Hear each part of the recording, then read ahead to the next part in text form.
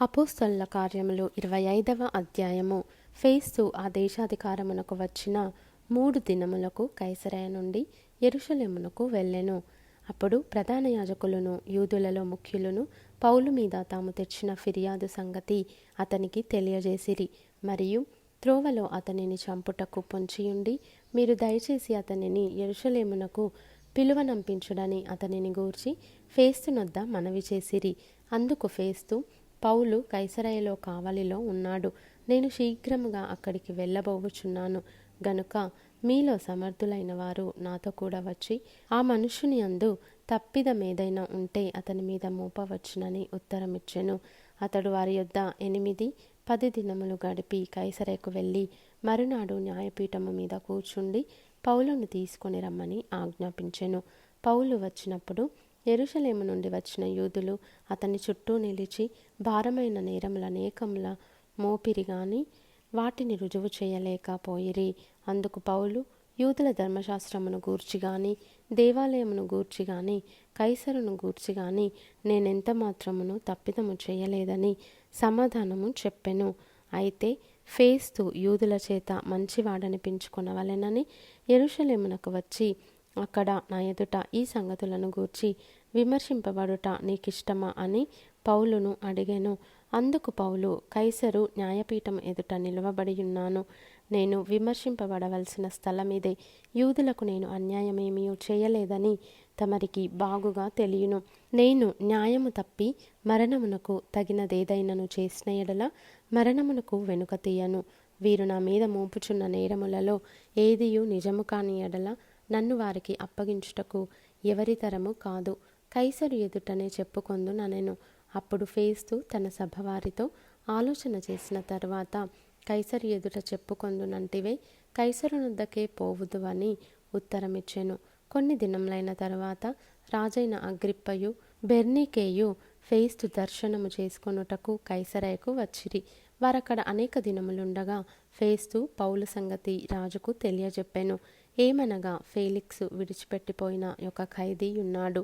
నేను యెరూషలేములో ఉన్నప్పుడు ప్రధాన యాజకులను యూదుల పెద్దలను అతని మీద తెచ్చిన ఫిర్యాదు తెలిపి అతనికి శిక్ష విధింపవలెనని వేడుకొనిరి. అందుకు నేను, నేరము మోపబడినవాడు నేరము మోపిన వారికి ముఖాముఖిగా వచ్చి తన మీద మోపబడిన నేరమును గూర్చి సమాధానము చెప్పుకొనుటకు అవకాశమియ్యక మునుపు ఏ మనుష్యునినైనను అప్పగించుట రోమీయుల ఆచారము కాదని ఉత్తరమిచ్చి తిని. కాబట్టి వారిక్కడికి కూడి వచ్చినప్పుడు నేను ఆలస్యమేమీయో చేయక మరునాడు న్యాయపీఠము మీద కూర్చుండి ఆ మనుష్యుని తీసుకొని రమ్మని ఆజ్ఞాపించి తిని. నేరము మోపిన వారు నిలిచినప్పుడు నేననుకొనిన నేరములలో ఒకటి అయినను అతని మీద మోపిన వారు కారు. అయితే తమ మతమును గూర్చియు చనిపోయిన యేసు అను ఒకని గూర్చియు ఇతనితో వారికి కొన్ని వివాదములున్నట్టు కనబడెను. ఆ యేసు బ్రతికియున్నాడని పౌలు చెప్పెను. నేనట్టి వాదముల విషయమై ఏలాగున విచారింపవలెనో ఏమీయు తోచక యెరూషలేమునకు వెళ్ళి అక్కడ వీటిని గూర్చి విమర్శింపబడుటకు అతనికిష్టమవునేమో అని అడిగి తిని.